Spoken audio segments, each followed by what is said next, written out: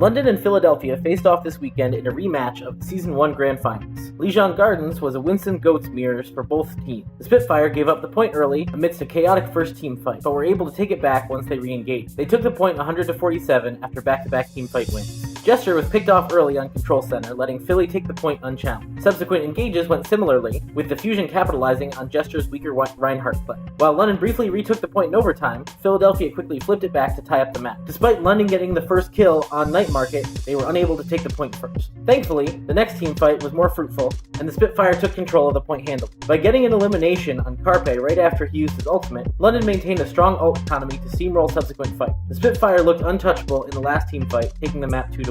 London made quick work of Philadelphia's point A defense on Hanamura thanks to Fury's early pick on Sato. The snowball point B push was successful, although a bit delayed due to smart stalling efforts from Philadelphia. After whittling away the trickling Fusion members, London captured point B with 5:10 left in the bank. London's point A defense was formidable, repeatedly shutting down the Fusion on push after push. On their overtime push, Philadelphia picked off Profit early to swing the fight in their favor. They successfully took point A and had an even easier time snowballing point B after eliminating Jester. Philadelphia ended round 2 with just under 3 minutes in the time bank. Just as on their first defense, London did an excellent job at holding off Philadelphia, but Osen's Ana was quite effective at preventing the Fusion from pushing in thanks to well-placed biotic grenades and sleep darts. Philly ultimately could not take even a single tick on point A before time ran out. London was unable to capitalize on their dramatic time bank advantage on their second attack round. After allowing Philadelphia to take the lead in ultimate economy, the Spitfire moved off of 3-3 and onto a quad DPS to try and brute force their way onto the point. However, this plan proved unsuccessful. Boombox picked off Fury before he could EMP, Prophet killed himself with his barrage, and Jester struggled to disrupt the Fusion on him. After whittling down their 5 minutes of attack time, London failed to capture a tick, ending Hanamura in a draw. London opened their Blizzard World offense running quad DPS, with Bird Ring playing the rarely seen act. Despite an initially impressive series of kills, London struggled to fully push Fusion off the point. They needed 3 minutes to capture point A, but looked much stronger on their streets phase. Once they swapped into Goats, the Spitfire had no problem completing the map, though they did so in overtime. On defense, London ran a mirror Reinhardt 3-3 against Philadelphia. While their initial holds were strong, Philadelphia ultimately captured point A.